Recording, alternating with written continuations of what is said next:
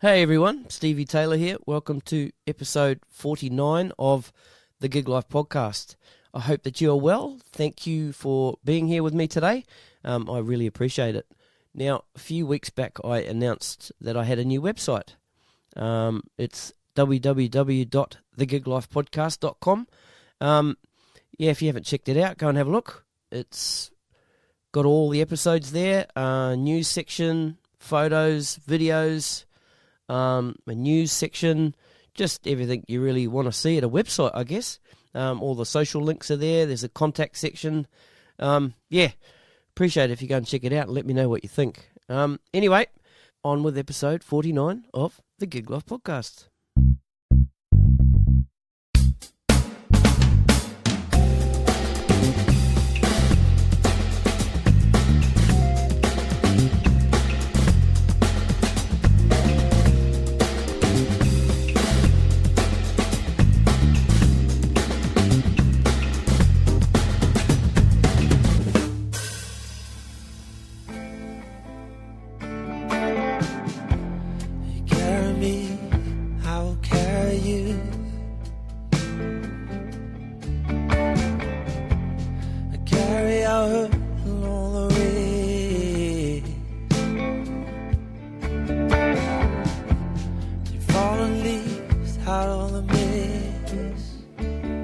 My guest today is Declan Kelly.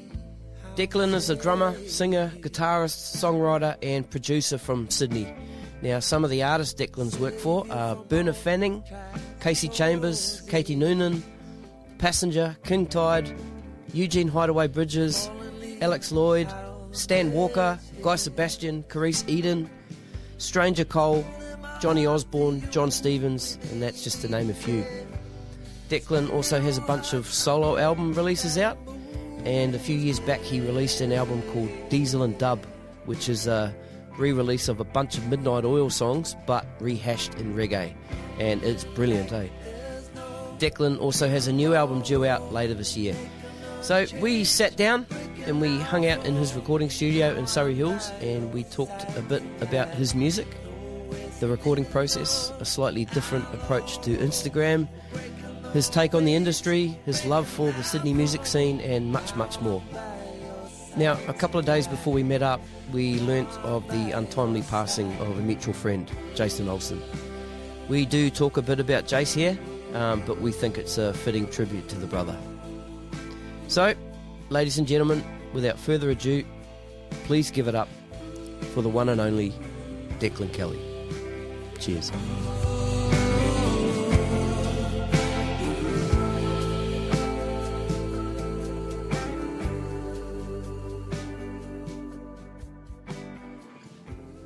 All right, I think we're rolling. Declan Kelly, welcome to the Gig Life podcast. How you doing? Good, man. We're at your studio. It's called The Nest, is that right? That's right, yeah. It's cool, man. It's got a real cool vibe in here. Yeah. Yeah, tell us a little bit about it. It's probably about 2 years old now. Set it up with a mate of mine who's a gun engineer and pretty much designed all the acoustic paneling and set up all the wiring. So, between the two of us, we've sort of pulled all our gear together and I've sort of brought a lot of the instrumental kind of stuff, drums and amps and Leslie's and, Where's the Leslie? Oh, is there? Yeah. I didn't see that. I know, it's tempting to bring more stuff in, but as it's not a huge space, we just try and just keep it minimal and bring in what we need and take it out. Yeah, do you track full bands in here? I have done, yeah. Yep. We've got a little slot underneath the door where we can run leads out, and sometimes we put amps in the car. Oh, really? Parked out the front there, and that's great. I've even had vocalists in there just doing like guide vocals, and while the band's sort of cranking in here. And that seems to work. That's cool. Yeah. You're going to make do, eh? I've heard of the toilets and the rooms and the showers, but not a car. Yeah. I had Axel Whitehead in the car singing one time. Yeah, man. I mean, recording's just one of those things. It's just like what you hear is not what you picture sometimes, like the mechanics behind it can be, whatever it is to get the results, So, I mean, we're happy with just the sounds we're getting from this room, and there's so much you can do within the box these days. So Yeah, that's it. When did you first start enjoying the recording process? Yeah. Is that the right way of asking that question? You know what I mean, eh? Yeah. Yeah. Well, I mean, I had my first taste of recording was with a local legend named Phil Punch. He's got Electric Avenue Studios, and I must have been about 15, I think, when I was playing in my very first band with Alex Lloyd, the guy who sung Amazing. And but before his... That's the Beefs? The Beefs, yeah. Not the most flattering name, but we were like 15, 16-year-olds playing rhythm and blues around Balmain. And so we got to play a few pubs and stuff underage, but someone dobbed us in, and licensing police stopped us from playing.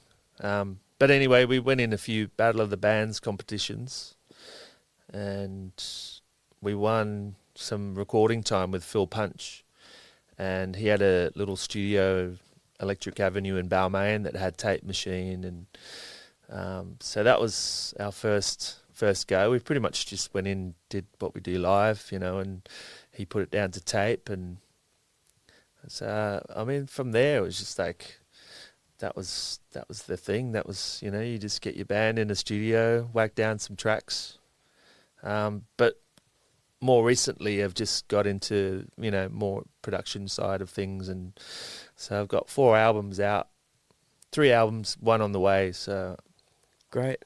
I love it. It's my favourite thing to do, I think. Yeah, I was going to ask, is it studio thing or live thing what you really dig?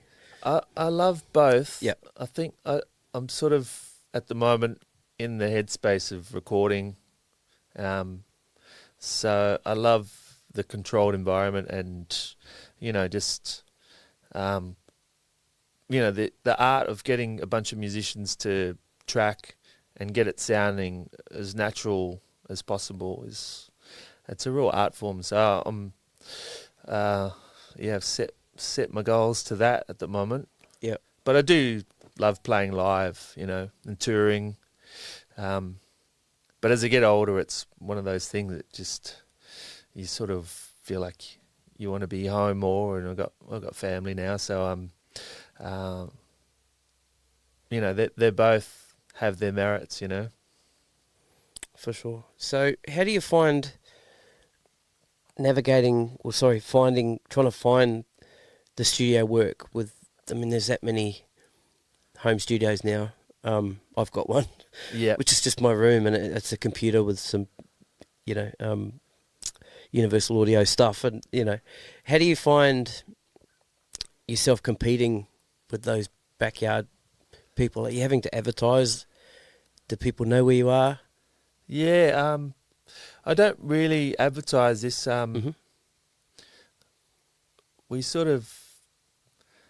We have put out a couple of tracks that have been recorded here, and just from that, I've had a bunch of friends just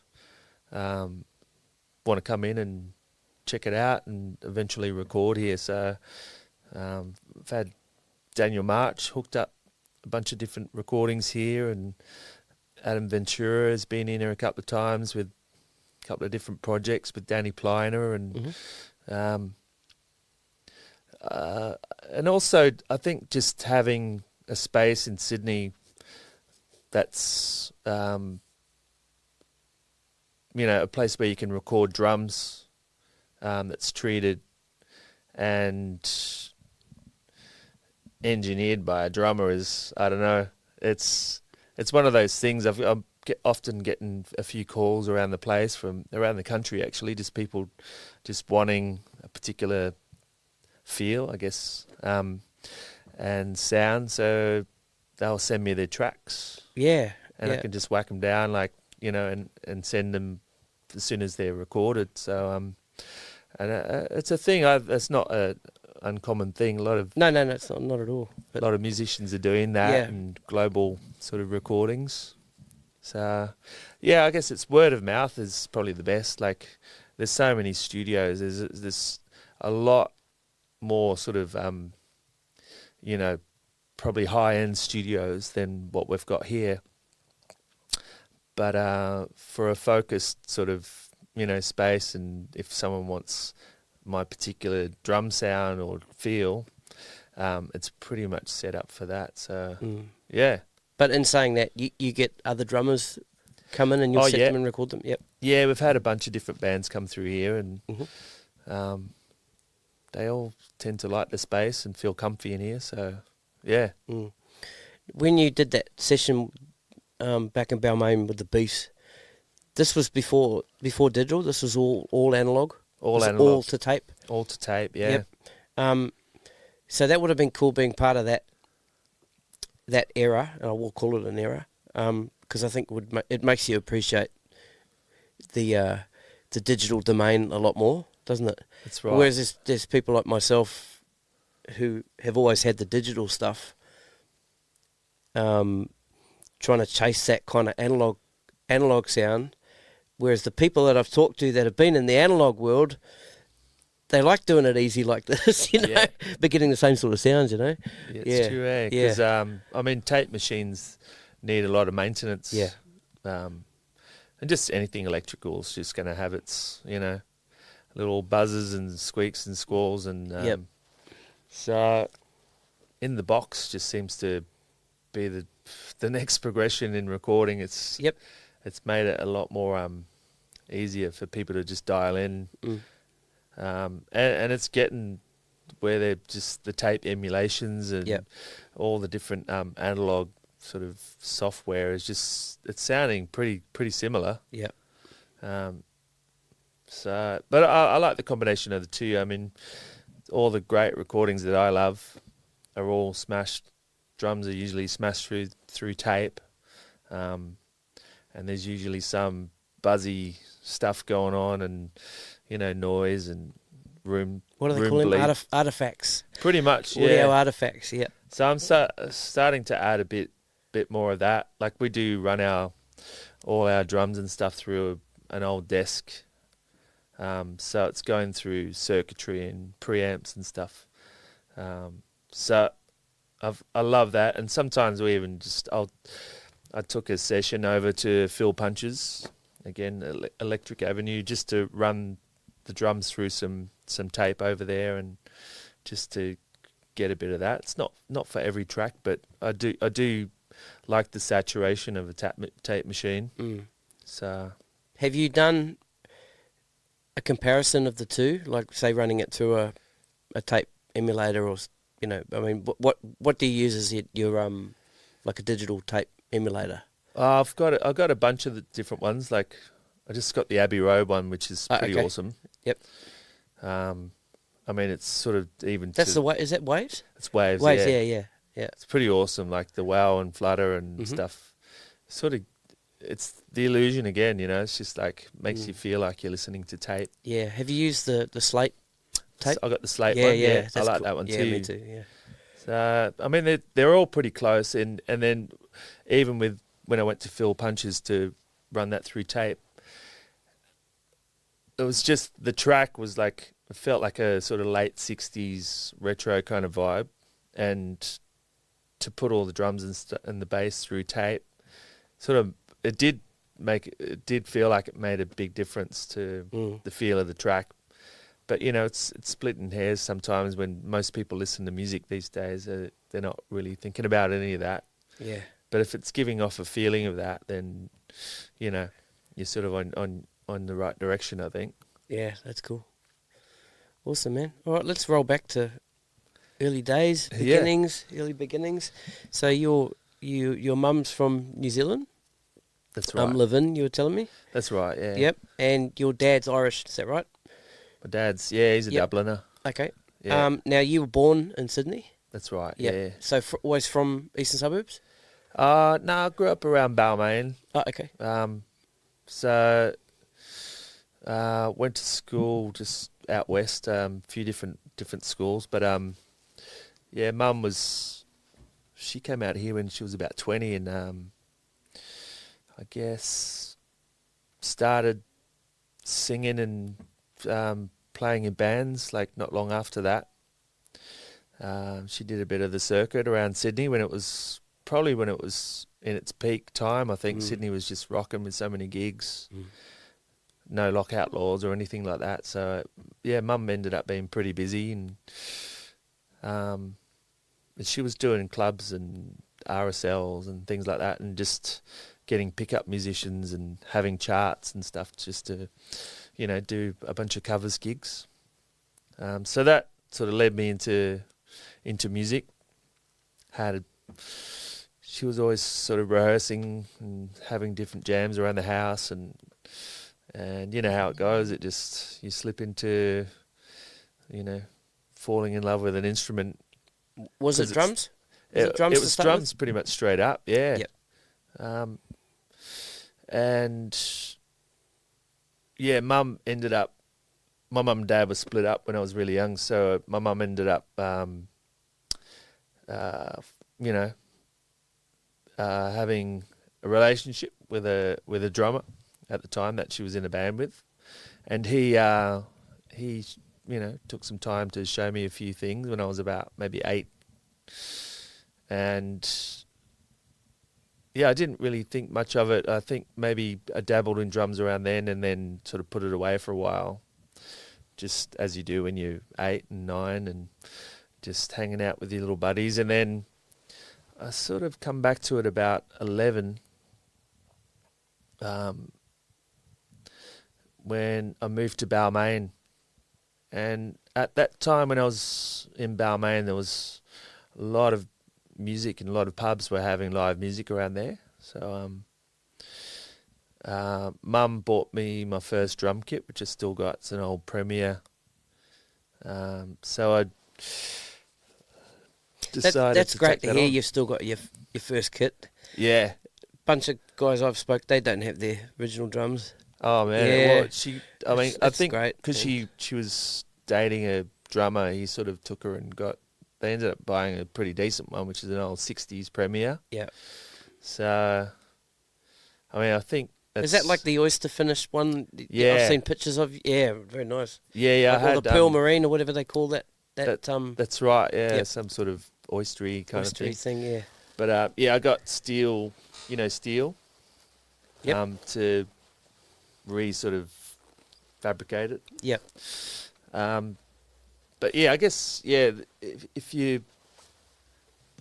you think about it, a lot of kids that might get an instrument that might not have a character or is, tonality or something, and might sway them from that instrument. Yep. So I don't know if that had anything to do with my thing, but did you know that at the time that it was a good, decent? I didn't. Okay. I knew I liked it. I was like, Yep. pretty rad colour, and Yeah.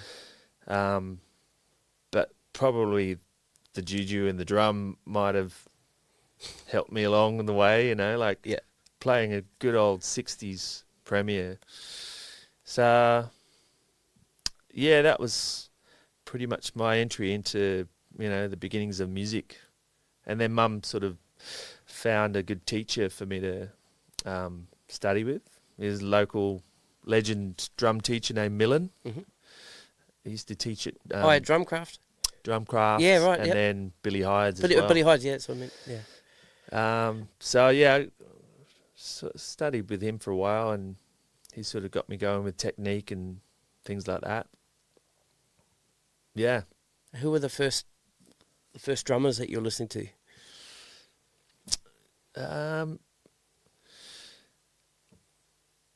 It was probably like metal drummers and things like that. Mm-hmm. Like at my school, I used to have a bunch of mates that were like mad about Iron Maiden and bands like that. So I used to get into that, and it was probably more about also the image of all that sort of darkness of that music. So and I didn't necessarily, when I look back, I didn't necessarily think that's what I'd like to be playing, because it's a particular flavour that, you know, I wasn't entirely into now that I look back at it.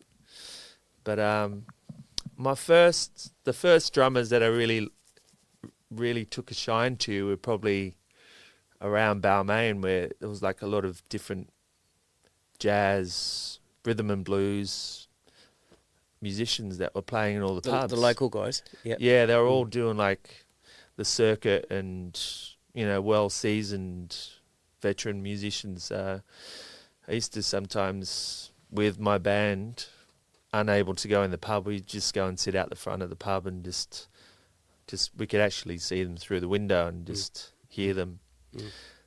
So there was a bunch of really awesome drummers. There was one drummer that used to play with a band called the Bondi Cigars.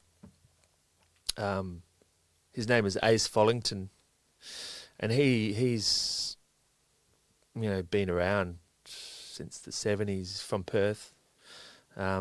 Came over here and recorded, played with a lot of different bands, the Hippos, and anyway, his particular thing, I was like, I really got a lot from, because he was more a song player and feel, and I wasn't particularly, didn't take it too much of a shine to, I don't know, more precision kind of players or technicians or chopsy players. Anyway, this guy Ace was like, probably even now, I've seen him play recently, and I still learn a lot from just listening to him. He's sort of just opened the door to a lot of different particular feels, and you know, just like playing a shuffle, and the simplicity of keeping that nice and swampy and funky. So yeah, there was a bunch of other good drummers around there, but so from that, like listening to those older musicians, and particularly rhythm and blues, when I was about 16, the Bondi Cigars actually asked me to come on tour with them. 17, sorry, was when I finished high school, and so I did a little tour with them because their drummer had to go back home for family business. And that was my first tour out of Sydney, and it was down to Adelaide in South Australia. And that sort of opened me up to a lot of different prospects about, you know, my career and whatever. So it was like, I think it was like a week's tour, and they asked me to join them after that, with a wage like $600 a week or something like that. So, and before that tour happened, I remember sitting with my family just going, what's your career move? You know, what are you going to do when you leave school, you know? So we're looking at apprenticeships, and I just remember feeling pretty stressed out about that prospect of, you know, fuck, what are you going to do, you know? This is what everyone has to do, I guess, you know. They've either got to find something to fall back on or find a career. So, were you always wanting to be a professional musician? Well, I didn't even consider it, to be honest. Like, I just thought that I didn't really want to be a plumber, which I was looking at, or a sparky, or and my mum, she had a cafe at the time, and so I was like doing some part-time work there, and I didn't really want to do that. So when the Bondi Cigars came along, I was like, rah, there's your exit out of that. And then when they said, okay, well, we'll give you like minimum wage of $600 a week, and so, and that was like, what year was that? It was like 99, 2000, around then. Mm-hmm. And it was like, I think I did 5 years with them, a couple of albums. Mm. And I think at that time they were labelled like the hardest working band that was touring at the moment, like that time. Because they'd have 2 4-wheel drives and they were like travelling around the country. So they'd probably ring and book 3 months ahead and Mm-hmm. design the tours to sort of get around the country. Keep calling as they go type pretty thing? much, yeah. Wow, So man. I did a couple of laps around Australia, and going to some pretty unique places, deep inside Alice Springs, lots of different Aboriginal communities. What was that like? Ah, The first incredible. time? Yeah, right. Yeah, and it's like when I look back, and I just really appreciate that particular time and the way that they were doing it. They're like, I think they were just.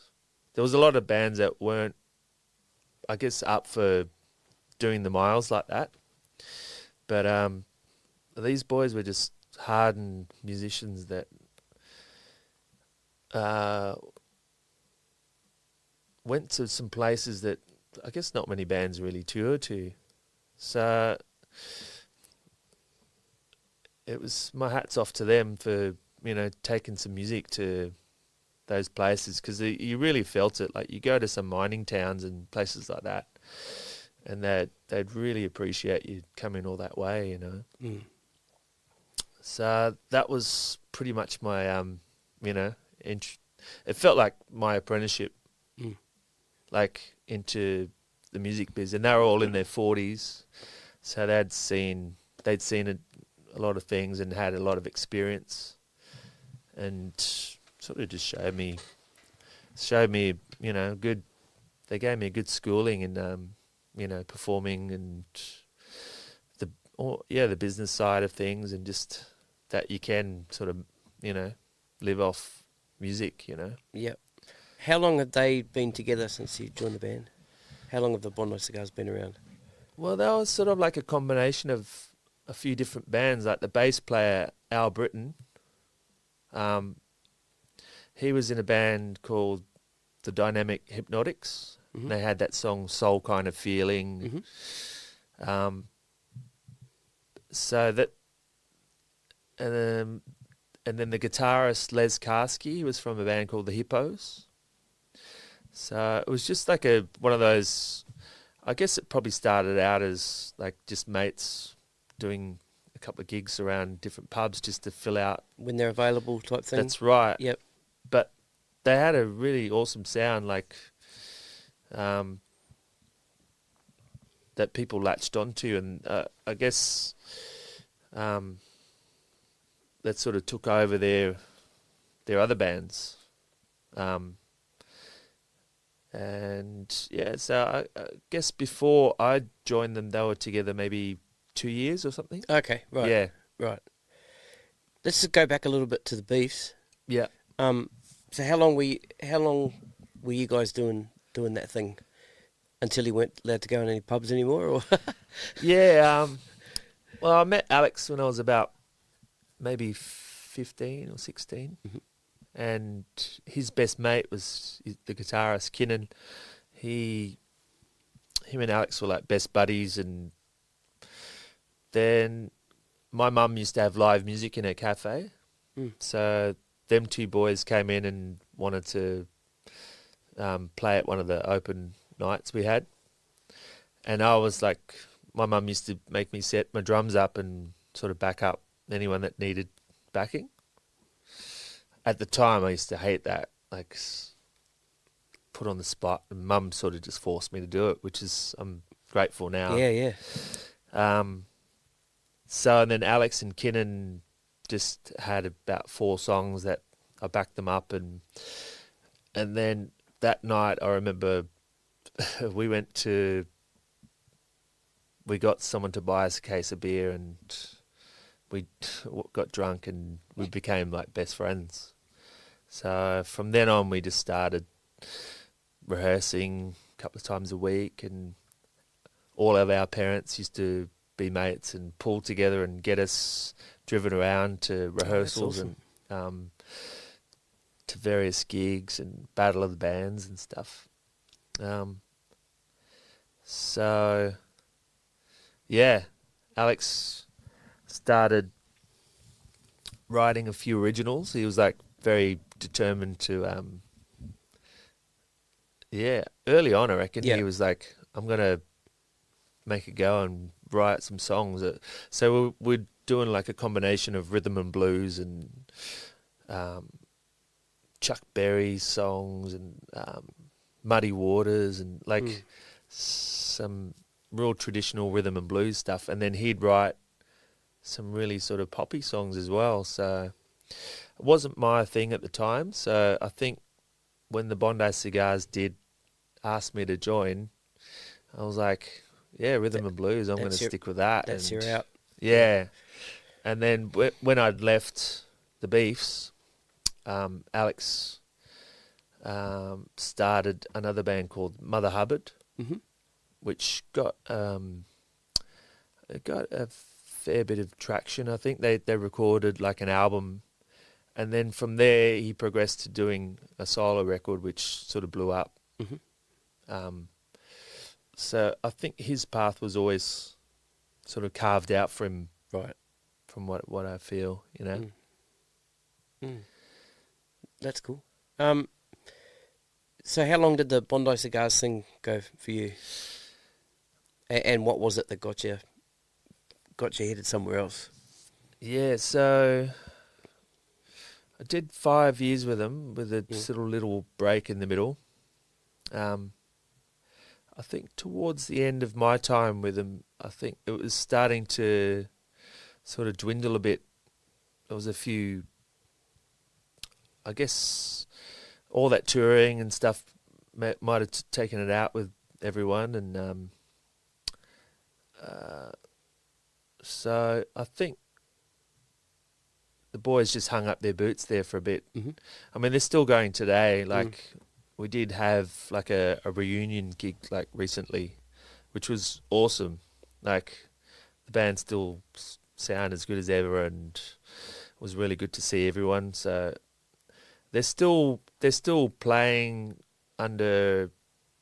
There's 2 original members that still carry the name. Okay, but one of the original members is in WA, so he's out of the picture, and unless there's like an original reunion gig,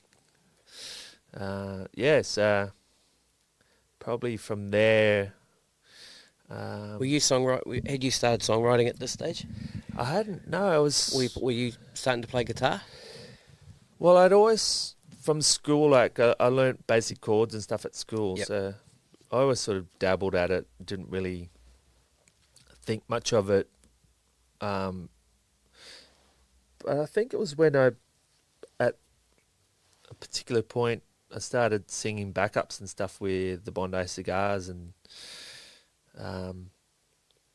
just thought, I think I can sing. So I started thinking about music in a different way. Like maybe I could write and play guitar and sing, and but that didn't happen for a while. So from the Bondi Cigars, I ended up sort of just playing drums with a bunch of different bands around Sydney.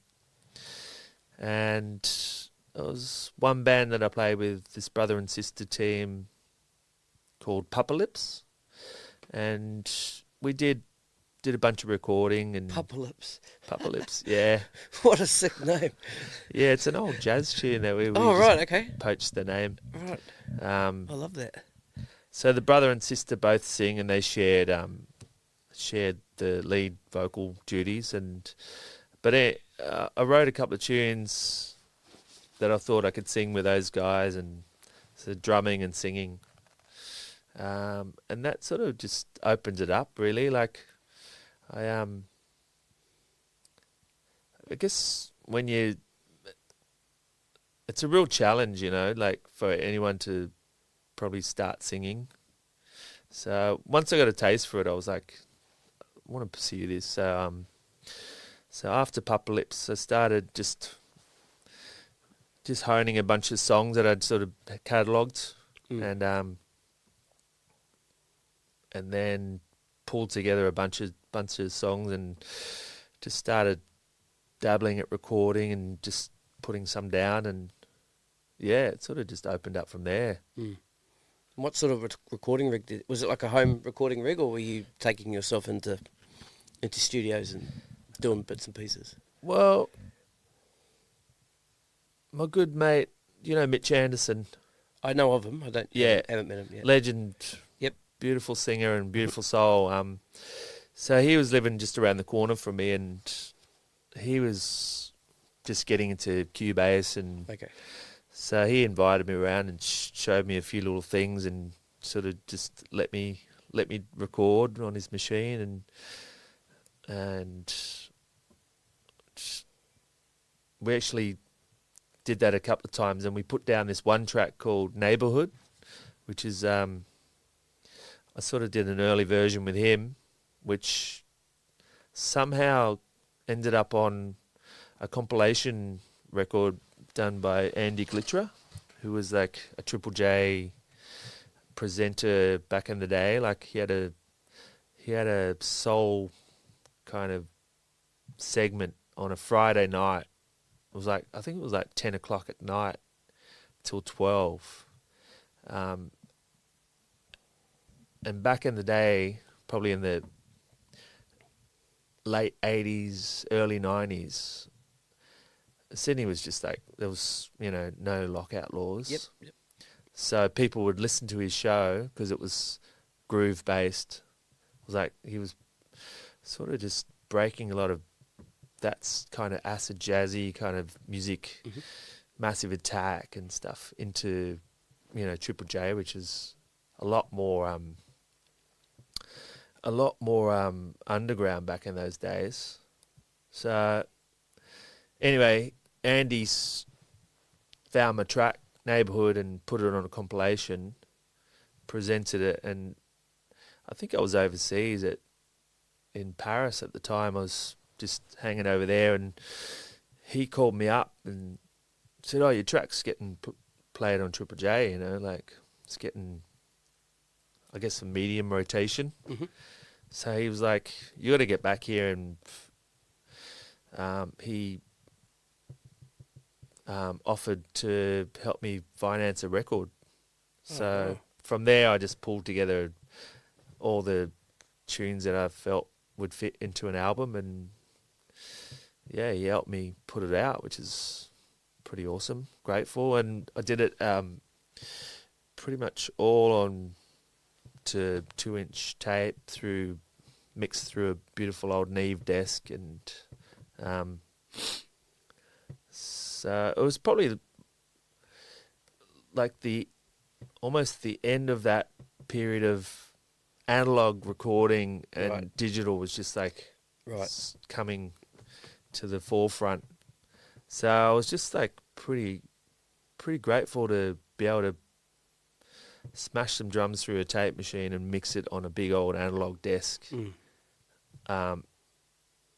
which felt like the old school way to record, So Andy helped me put out this record, and that from there I just sort of haven't looked back really. And what was that record called? It's called Tales from the Neighbourhood. That's Tales from the Neighbourhood. Okay, right. Where the cover's half your face. That's right. Right. Okay. Yeah. And did that album get much traction? Yeah, Triple J gave it, I guess, certain songs they'd give a medium rotation to it. But I feel like it was like that real turnaround in Triple J, because it used to be, I don't know, at the moment it feels like it's found its feet in a different kind of way to what it used to be. Like I don't really listen to it that much because I'm not really taken by what they're putting out, but I'll tune in every now and then just to see what the lay of the land is. I think I know what you mean by that. Yeah, it was almost overnight, eh? It was pretty It much, kind of yeah. felt that, like it was, because my wife used to always listen to Triple J, Yeah. and this is before we first met, and then she would keep trying to get me to listen to it, and then I did start listening to it, and then all of a sudden, the music just changed, and I'm like, I don't want to listen to this anymore. Yeah. So we'll listen to something else. I mean, I'm sure there's some great stuff that is coming Yeah. through. I don't listen to it enough, probably, but from the general feeling of all my peers and stuff, they've all tuned out of it, and Like the hottest 100. I mean, yeah, the top 10, maybe not this year, wasn't too bad this year, but years before that, there's 5 or 6 American tracks in there. Like, Taylor Swift was in there, and I think Katy Perry got in one year, and some other rap, yeah, kind of defeated the purpose, I think. that's right. And I think there's also the thing of, I think that album Tales from the Neighbourhood sort of got lumped into this category that sort of just formed around that time, which tied in with the East Coast Byron Bay Blues Festival. Okay. But all of a sudden there was like this term blues and roots. Okay. So in Triple J have a segment called Roots and All, which sort of, I think it all sort of happened around when Ben Harper and John Butler and all those guys, Jack Johnson, there was a particular sound that was happening. Right. So it felt like there was links to blues, but it wasn't necessarily rhythm and blues. It felt like it was probably real playing, but anyway, it got lumped into blues and roots. So which sort of narrowed down, I don't know, the music that I was getting into and where I felt like I was writing from. I felt like that was the only real outlet within Triple J, and so at the moment it feels like it's just gone into, I don't know, it feels like an age thing. Like, I know a lot of bands like Powderfinger and, which sort of had their careers, spawned from Triple J, like those early Powderfinger records, Triple J just were all over it. Mm-hmm. But sort of now when you hear it, I just don't really feel like there's a kind of movement happening, or just feels a little on the commercial side of things. Mm-hmm. And you notice that what is being currently played or thrashed on Triple J is what all the big festivals have tied in this whole circuit with, So Gotcha. Anyway, enough about Triple J. Yeah, that's cool. Yeah. So did you feel disheartened by that? To throw you back a little bit? Well, Wanting you to change direction, or you went, no, I'm going to keep... it didn't throw me in that way. I mean, it did make me think, well, to sustain yourself, do you want to compromise where your heart is feeling it, But I didn't. I sort of stuck to what I feel like the music I want to be playing anyway, and how I want it to be sounding. So, and I know I've been in situations where there's A&R and industry talk, and they have this particular jargon that happens that it can put a bit of fear in artists and make them sort of steer in maybe not their own direction. Can you go into that a bit, the jargon? I'm not quite sure what you... Well, I've been in certain situations where maybe I've had some demos or something and heard just a rhetoric that, might go in the way of, well, Triple J won't play that, or, you know, that's probably not going to work. Or maybe if you steered it this way, Okay. it would open it up for, you know, getting it placed on. So, you know, I sort of respect some of that, and Sure. but I know it's just sometimes it's a thing where it's like business is running the ship, or trying to think they run the ship, but it's can sway a lot of different artists. Yeah, I was going to say it would definitely work. Yeah, I'm sure that stuff works on a bunch of people. Yeah. yeah. I mean, you hear a lot of bands just flip their sound, and next thing,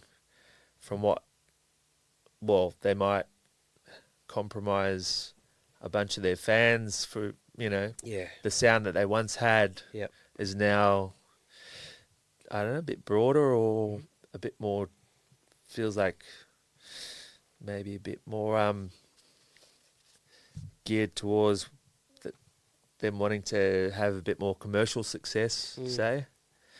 Don't know, it's all hearsay, but Yeah, no, yeah. And then a lot of those cases that works for them, and they get their commercial success, but yeah, like you said, they're burning fans doing that. yeah, Burning that's the right. diehards, and you know, maybe those commercial fans, you know, they're not going to last very long. That's right, yeah. And then once that phase of music dies away, and they try and go back to where they were, there's nobody there waiting for them, eh? That's right, yeah. I mean, there's been incidences where it has been successful, and like you might compromise some of the fans that expect a certain flavour from you, but then it's opened up a, you know, more broader base of fans. So Yeah, true. Yeah. But anyway, for me, I've pretty much I've always just gone for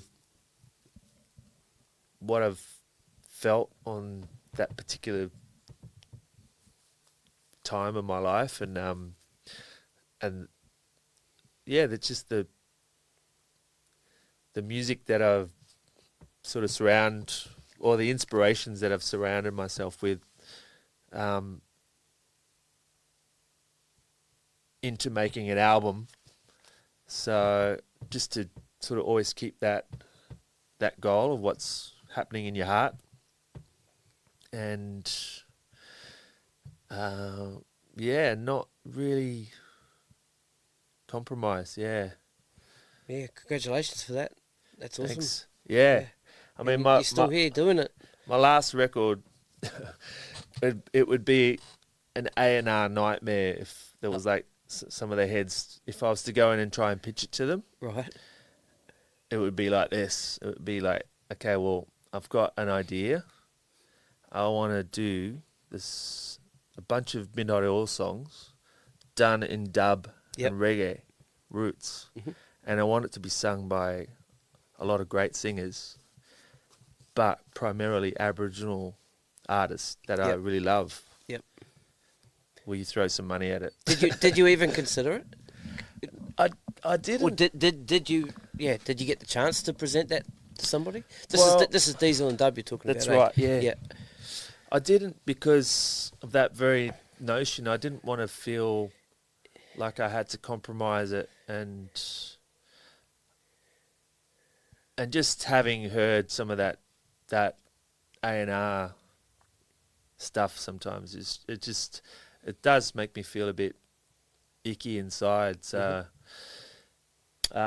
before I made that album, my father had passed away, and left a little bit of his hard-earned inheritance. So it was a bit of a crazy thing, but I did invest a bit of that into the making of the record. And when I look back, my dad was like, he was always like talking about, you know, how Aboriginal people were displaced here, and he'd always sort of bring it up and feel saddened by what was going on in this country.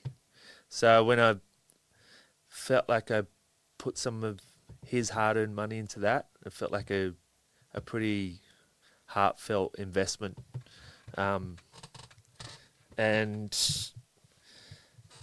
then the other thing was like we were sort of, some of the proceedings from the album were going towards the Indigenous Literacy Foundation, which go out and they service a lot of different communities with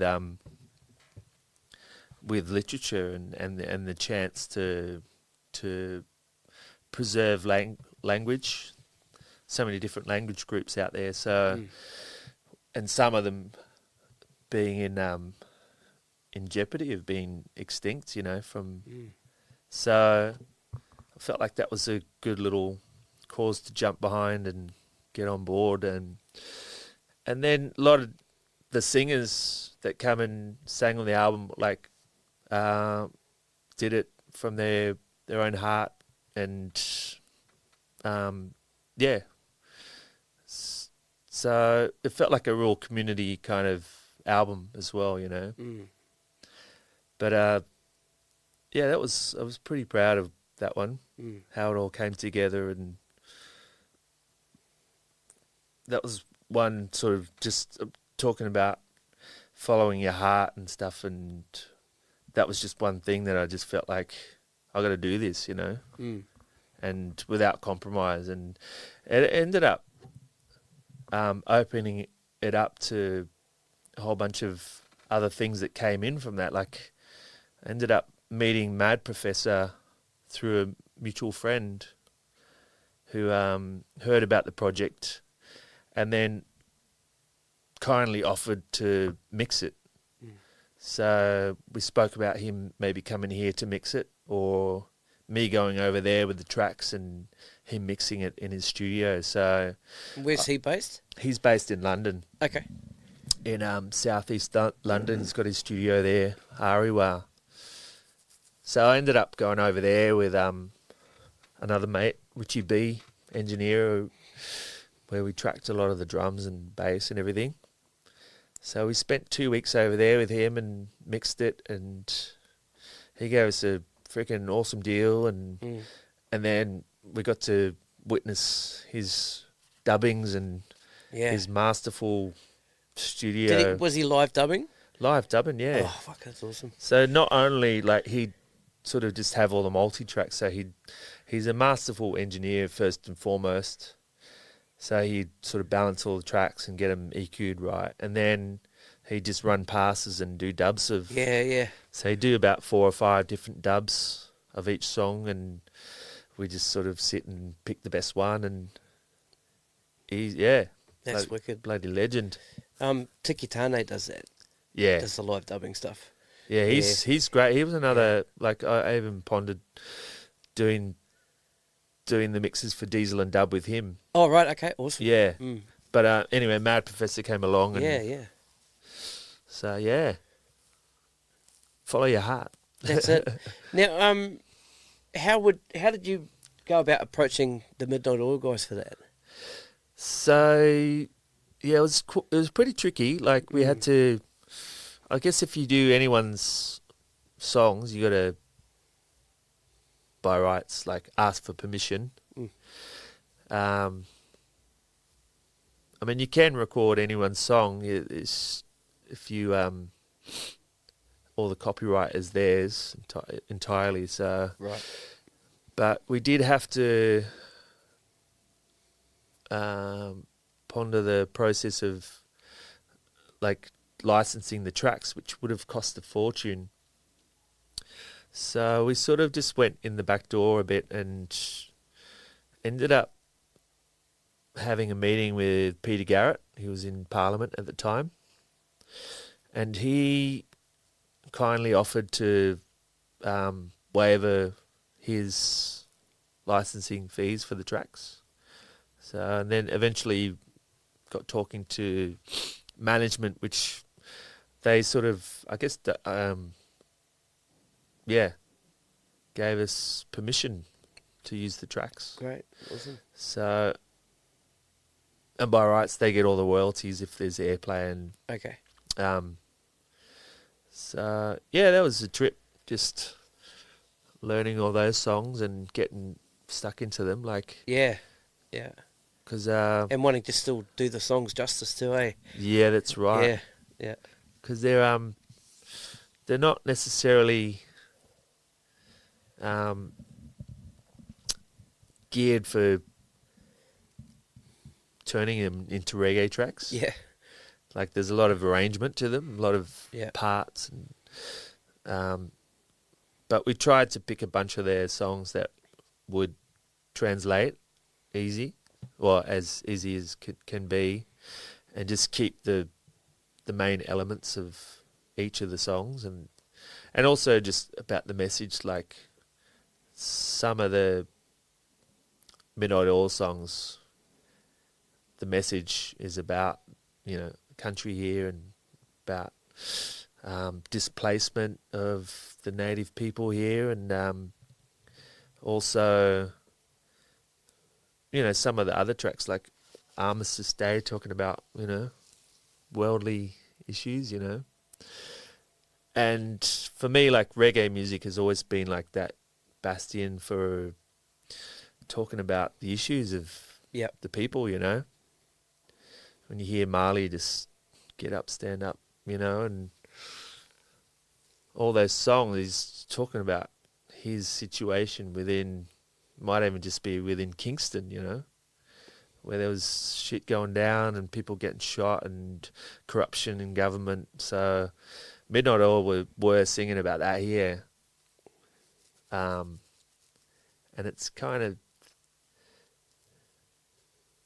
interesting to hear them sung by the First Nations here, Yeah. When I got Frank Yammer to sing Beds Are Burning. Frank Yammer's he's from out in the desert, out near Alice, and so him singing the chorus to Beds Are Burning is like, it was powerful being in the studio listening to him singing, and Emma Donovan as well singing The Dead Heart. Right. It's like, it's one thing I'll just remember to my grave. Yeah, That's great. powerful. And then when we did do it live, Emma did most of the gigs, and not only is she just a solid human, she just, like, she can sing amazing, powerful, and she sort of takes the message almost to a new level, So yeah, I'm pretty proud of that album. Yeah, that's cool. How far did you take the tour? Yeah, it was kind of interesting because we had a tour around the country, which was like the minimum sized band that we could do was maybe like 10 people, but with everyone that was on the album, it would have been about 14 people. So we did the Blues Fest in Byron, which was awesome. So we had everyone up there for that. And yeah, just getting that many people around, it's a costly experience, So we sort of got invited to a bunch of different First Nations festivals, like Garma Fest up in Arnhem Land. What else did we do? Marbalil Festival in Kakadu. So it sort of opened us all up to all these unique festivals in different parts of country run by First Nations, So, and one of my proudest moments for the album is that it still gets played on a lot of different Indigenous stations around the country, like places you would not even know of. Like, they might have one station that services like an area of like a few thousand, kilometers squared, So, yeah. I'm loving that it's getting cycled around to, all First Nations. Yeah. Yeah, that's a trip. Now, you've recently brought out a couple of new songs. That's right. This was the first one came out. Was it the end of last year or the beginning of this year? Yeah, it was about 3 months ago. Yeah. I love the video clip for that. That's cool, man. Deep Sea Diver. Yeah. So where did that concept come from? Well, the guy who shot the film clip, he's a mate of mine that I played him the track, and he sort of just started conceptualizing straight away. He was like, dude, I want to make a clip for this. So he pretty much found the Deep Sea Diver, which off eBay. Yeah. And then built a little sort of underwater set within an aquarium. So yeah, sort of stuff. And that fish with the light, that's spooky as fuck, man. He built that. Like it just lingers around, Yeah, well, that was the whole concept. Was like the Deep Sea Diver was in despair underwater. Yeah, right. Lost, not knowing how he's going to get out of his situation. Yeah. And the anglerfish or whatever it is, the lanternfish, that's the one. Yeah. was like his little angel spirit coming to say, "Come on, dude." And then the anchor drops and Yeah. he's out of there. So that was Stephen Hyde is the guy who made the film clip, and he's a bloody legend. He's just one of those guys that just can dream up an idea, and he did my latest film clip actually. Did he? So he was sitting in the passenger seat filming. That's right. Yeah. Yeah. Do you want to talk a little bit about Jason? Yeah. Yeah. Yeah. Yeah. I found out from your post the other day. I'd met Jason. Maybe 4 or 5 years ago when the band I was playing in. Did a couple of gigs, and he was there, and then he was very supportive of us, and had us in his studio a couple of times. And last time I saw him was when Cora were in town at the you told me about that. That was the last time I saw him. Yeah, right. So it was a bit of a trip to hear he's passed away. I still don't know what's happened, but beautiful brother, like just always supportive of the community, and he's always been supportive of my stuff, that's for sure. And always getting out to gigs, and I'm just lost for words, I can't. I watched the film clip over the weekend, and just seeing him in it, he's just, because that was the last time I saw him, was shooting that clip. Yep. So if you haven't seen the clip, it's just like I'm sort of like a faux Uber driver. I'll link the clip in the show notes to this podcast. Okay. So, yeah. So and a whole bunch of different passengers. So and Jace is one of them, and him and his partner kindly offered to be part of the clip, because I was on his show doing a interview, and on the show he was like, "Oh, you're doing a film clip. Do you need any actors?" And so I hit him up. Yep. And pretty much he was pretty keen as to be part of it. So he was like, I remember him saying, me and my partner, we've gone all out, we've dressed up for it. Yeah.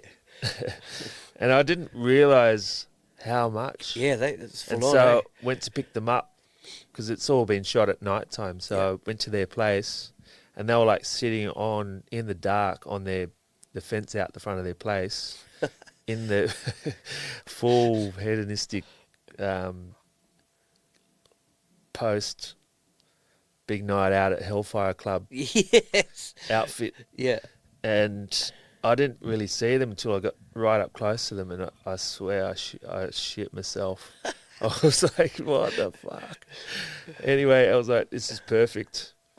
You'll see it. If you see the film clip, you'll see Jace.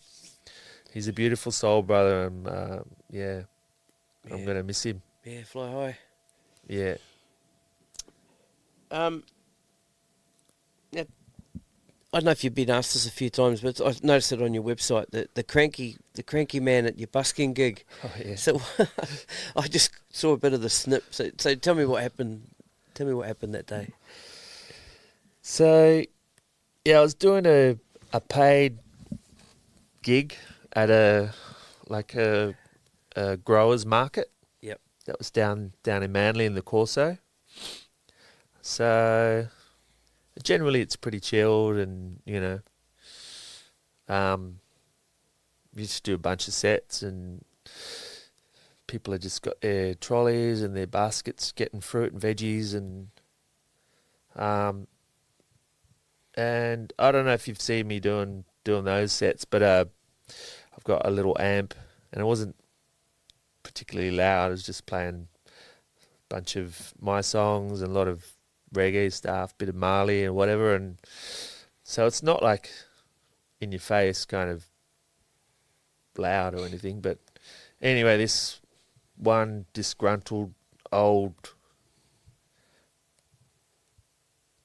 dude came up to me right up in my face, and he was like, "You got to turn it down."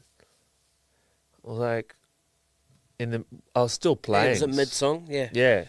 So I sort of just ignored him and kept playing, and then he sort of and then came closer, and then I just stopped playing, and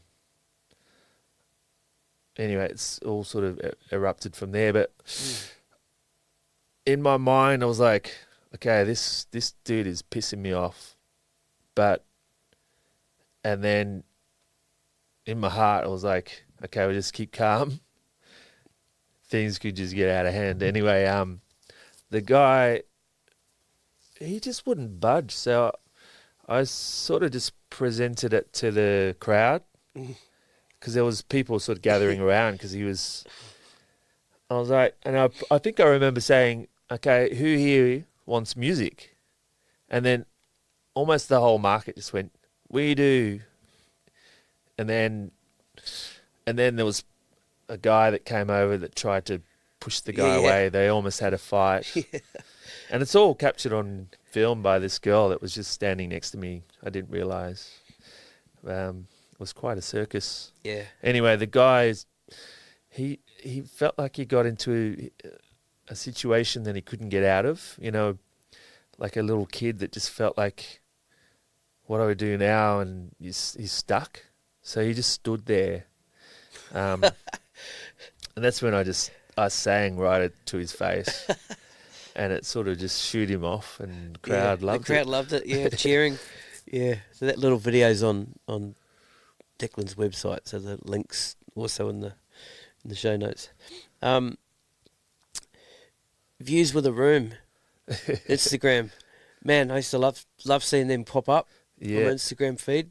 So on Declan's Instagram, when he's on tour, if you would have seen countless people when they're on tour, they've got their gig view, or they've got their beautiful hotel view of the ocean and blah blah blah. So Declan's is a little bit different. Tell us a bit about it. But it's sort of like an Instagram post. It's like, sometimes when I'm scrolling through some of those Instagram feeds, and you just like, you'll see view of the pool or hashtag, and then it's like having the best time here, and it's just like palm trees and whatever, and it just feels, sometimes it's just like, dude, come on, everyone's at work or whatever, and so I don't know, it ended up just being a silly little joke. But I think I put one post of the unglamours of touring, which I remember touring with, it was either Kingtide or the Strides, and we're all staying in the same room above this hotel in bunk beds, and we open the curtains, and it's just like a brick wall, like about 50 centimetres from the window. So I was like, all it needed was the flashing neon sign with the that's right. couple of letters missing. That's it. And so yeah, I ended up putting a bunch of pictures like that, and yeah, some is like a portaloo outside. Yeah. Yeah, just things like that. Hashtag how lucky am I or something like that. Yeah, pretty much. Well, the one I think you're in Perth, and there's there's the boxing training going down in the. Oh, that's right. Yeah, that's a good one. Yeah. Anyway, people seem to like that. Yeah, I love that stuff. Because I mean, if you do put up a picture of your palm trees and sunset into the horizon, you might get a few likes. But if you put up the portaloo outside, man, people dig that. They love that shit. They start talking about it on podcasts and stuff. Yeah, man. Yeah. Now, you toured recently with Bernard Fanning. That's right. Right. So how did that come about? So it goes back to I was playing with Katie Noonan. Uh-huh. We did an album with. Sorry, she played on your She's on Diesel and Diesel and Dust. Yep. Yeah.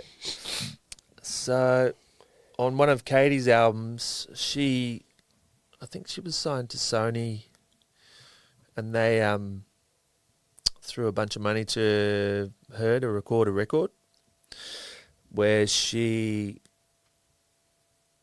enlisted a producer named Nick Didier, who recorded all of Powderfinger's records. Mm-hmm. He's from the States. He's got a heavy resume. He's like recorded most of the Pearl Jam records. Bruce Springsteen, he's worked with him. Right. Stone Temple Pilots, Rage Against the Machine. Like he's a heavy. Yeah. Anyway, he was out working with Powderfinger at the time, so we got to know him recording Katie's record. Anyway, he sort of kept in touch, and he got me up to a studio up in Byron to record Kasey Chambers' record, which Kasey had got Bernard Fanning to be like a spare wheel kind of muso in the recording process. Because Bernard, not only a great songwriter, he's a great pianist for, playing songs. Not a virtuoso kind of soloist or anything, but he's great, like at just comping and, playing the song. And also a great, like, strummer, guitarist, singer-songwriter. Yep. So I got to meet Bernard through that process of recording Kasey's record. And, yeah, during that recording, he'd sort of hinted at his new record that he'd want to start soon with Nick. And, yeah, he asked me to come up and record on that record. Oh, you recorded the album as well? Oh, okay. Awesome. Yeah. Oh, great. So, yeah, we did a bunch of live stuff first just to, get familiar with the band and the songs. And, yeah, I've been playing with him ever since. About 5 years ago that all sort of began. And so I've done 2 records with him now, and he's great. Good songsmith, knows what he likes, and he very clear with his songs about how he'd like them to be, and always gives really good references. So when we're tracking, it can, can sometimes, when you're tracking and you don't have a direction, you can sort of just use your own instincts, but it might not necessarily be right, and then you're wasting time. So, yeah, and I guess the music and songs that he was writing, I was not really playing that kind of music, so it was a real challenge for me to play. What do you mean? Well, you were doing the roots reggae type that's stuff, right? And he was playing.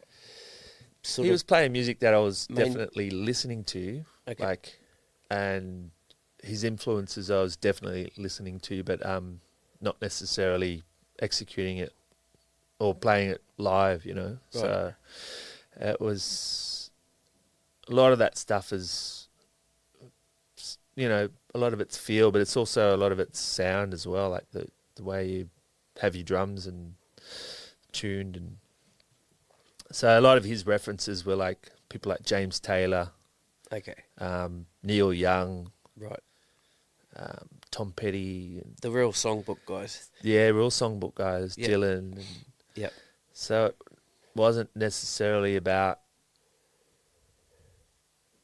being like super clinical, or I don't know how to explain it. A lot of it was just like just this driving kind of sound, but also just definitely feel, but also just I don't know, keeping it swampy and almost in a Jim Keltner Yeah. kind of way, you know. Yep. So it was great. It opened me up to a whole other way of playing as well. So when you say Jim Keltner, straight away, the first thing that comes to my head is imagination and definitely outside of the box, Yeah, creative, yeah. 2 sticks in one hand type, mallet and a stick in one hand, that kind of That's stuff. right. Yeah. So that was kind of the... Pretty much, yeah. Wow, just that's awesome. Like, yeah, Nick, the producer, he's right into that stuff. He's recorded Jim before, and Okay. he pretty much just says, like before a track, like when we're sort of just looking at snare drums and particular sounds, he'll just say, "What do you think?" Like, and he sort of lets you just open it up a bit. So could be like, okay, well, let's put another crash on another crash and have just different sounds. So you're not necessarily knowing what the sound is when you when you hear it back, or even just playing a shaker while you're kicking the beat underneath, you know. Mm-hmm. Little simple things like that. So it's just, you're still getting the feel of it, but it's not necessarily conventional. Gotcha. Yeah. So things like that. It's great. I really dig playing like that. Yeah. Yeah, it's fun, and also just trying to think outside the box for such simple songs like that. Not necessarily trying to change the wheel or invent the wheel. You know, just little subtleties that, like Jim Keltner's one of the greats at it. I love the way you can listen to particular recording that he's done and not really know how he's executing it, whether he's overdub stuff or he's just like this octopus while he's playing. Exactly. You know? Yeah. Yep. So that's a good way of putting Jim Kelly. He's like an octopus. Yeah. Just the hands are never going in the same spot. That's through right. each cycle of a groove, you know. Yeah, that's right. Magic. And he has a good creative sense to just bust it open in a real subtle way, like just flipping little things every now and then that just feels like it's constantly moving. And Yep. but he can slam a backbeat like harder than anyone. Yeah, we just listened to the Travelling Wilbury stuff. Yeah. That backbeat stuff. Oh you know. man, it's amazing that stuff. Mm. But he's one of the greats I always listen to. Mm. What are some of the other American or even English drummers? Yeah, you kind of latched onto. I mean, when I was playing with the Cigars, they opened me up to a lot of different drummers that I probably would never have known at the time. I might have heard them on different records, but not known. But people like, is it Jim Gordon? He used to play with Joe Cocker and. Did you hear the Jim Gordon story? You heard his story? No. So he went psycho and killed his mum. That's right, I and heard now he's that. in jail. Yeah. Yeah, right. Yeah. Yeah, I heard that. Yeah. It's kind of sad, isn't it? Yeah, the cigars also opened me up to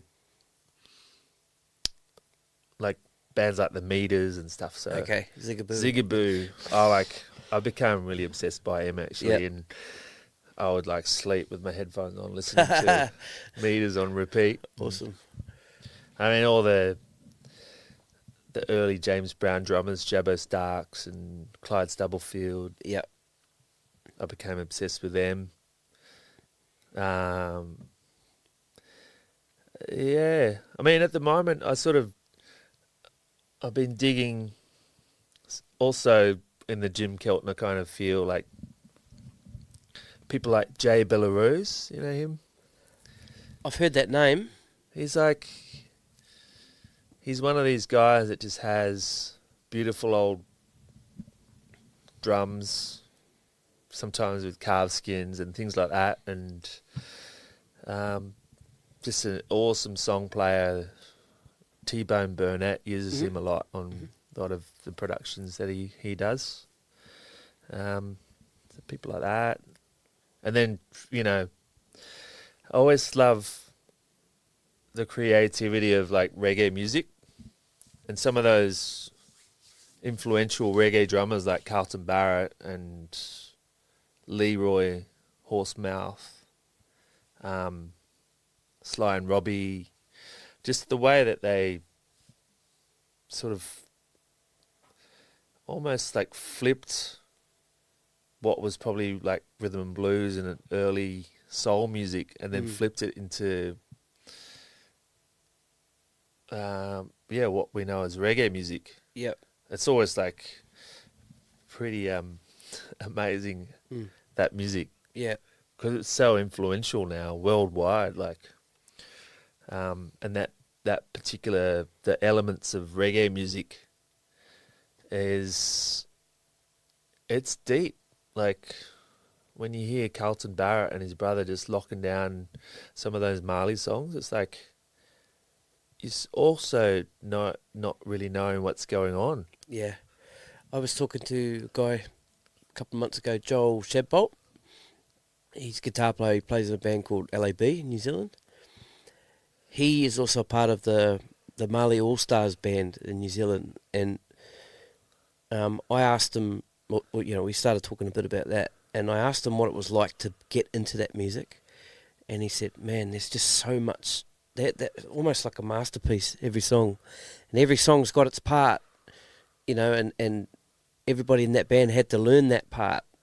Because if they didn't play that part properly, the song didn't sound very good, you know what I mean? Yeah. Just like a real art to it, real masterpieces. That's right, these songs were, Yeah, it's like,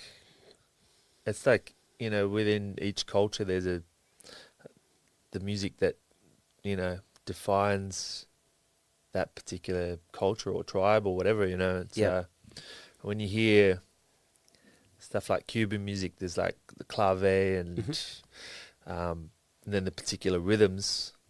And then that even goes back further, because like there's all the slave migration that brought over the rhythms from Africa that would have been probably passed down in secret, and then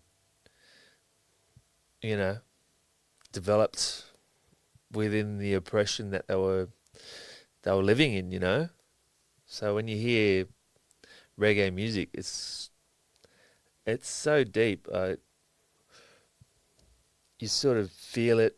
Most people probably don't even ponder it, but when I hear it, some of that early Marley stuff, or even before that, like when you hear the Rastafarian Nyabingi chants,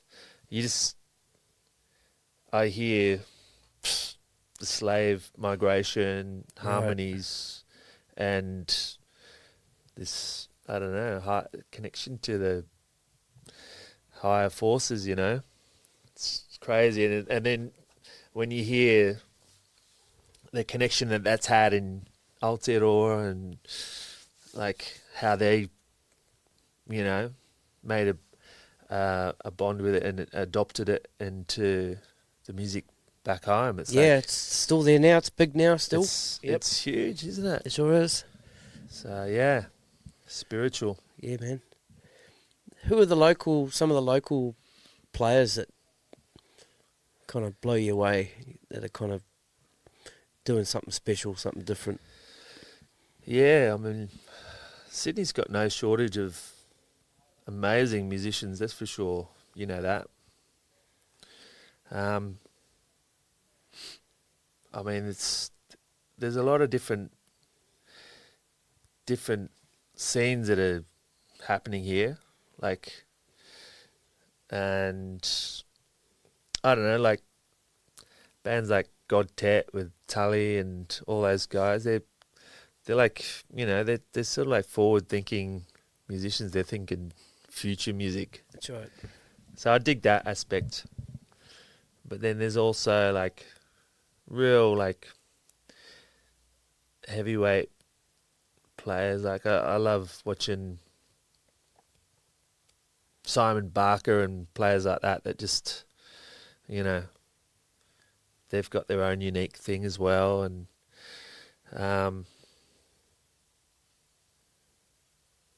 yeah, I mean, since like writing my own songs and stuff, you sort of develop like who you'd like to have play on your stuff. Like, Yep. So on my new record, I've got a whole bunch of different players. I'm playing a bunch of it myself, but I've got Adam Ventura always, you know, seems to just be able to come in and just like blow me away. Danny Pliner, beautiful keyboard player, Danny. Yep. Just, I mean, my thing is like people that either have a particular thing, like that they're, you know, really great at, that can add to a track. So I think for my new record, I've put down the drums, sometimes the bass, usually the rhythm parts on guitar and most of the vocals, and then for like those real subtle flavors, like that can just be like almost just like a coloring kind of palette. Like Yep. people like Danny March. I've got Daniel March on a couple, and another guy that lives in Melbourne now, Cameron Dale. He's a amazing guitarist he's from Wellington actually. Just that can just add in a unique bunch of whack sounds that can just, you know, be almost like their own little masterful pieces within your track. So yeah, there's so many great players to choose from here. It's Yeah, like, there is you don't want to have everyone, not say anyone somebody, miss out. and yeah, that's right. Yeah, it's probably a pretty tough question, but I think Yeah. I think you've answered it well. Yeah, Sydney. I mean, it's quite fascinating that Sydney's going through a bit of a lull in live music terms. Lockout laws, you know, have affected gigs, and you know how it is. Venues are finding it hard to override one guy in an area that might want to shut it down for the noise complaints, you know. But above all that, there's so many wicked musos here that are just like doing it. They're just finding paths. Finding ways to Yep. do it. There's a few little underground things. There's people Yep. like that have got their little situations going on, recording setups, and you know, I was listening to your podcast with the bass players, and as Victor Round said, musos are like Cockroaches, man. Yeah. You know, Yeah. they just get off, dust themselves off. That's it. Victor, that was legendary, man. Yeah, man. That is exactly the way we are. We just have to, however we have to do it, you got to just follow it through, you know.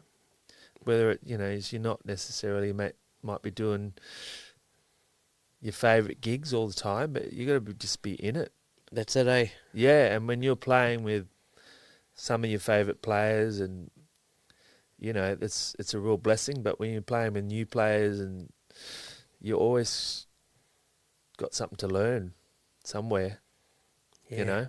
Yeah. We've got to be creating places for the new up and comers to be able to play. Maybe not venues, but there needs to be environments and like you said, situations. Yeah. That's a good way of putting it. There's all these new, situations going on. That's right. Yeah, I mean, I always feel for the younger cats. When I was their age, Sydney was like, there was gigs, there was like situations you could, get yourself into. Yep. And now it's just about like seriously adapting to what's going on at the moment. And Yeah, you have to, eh?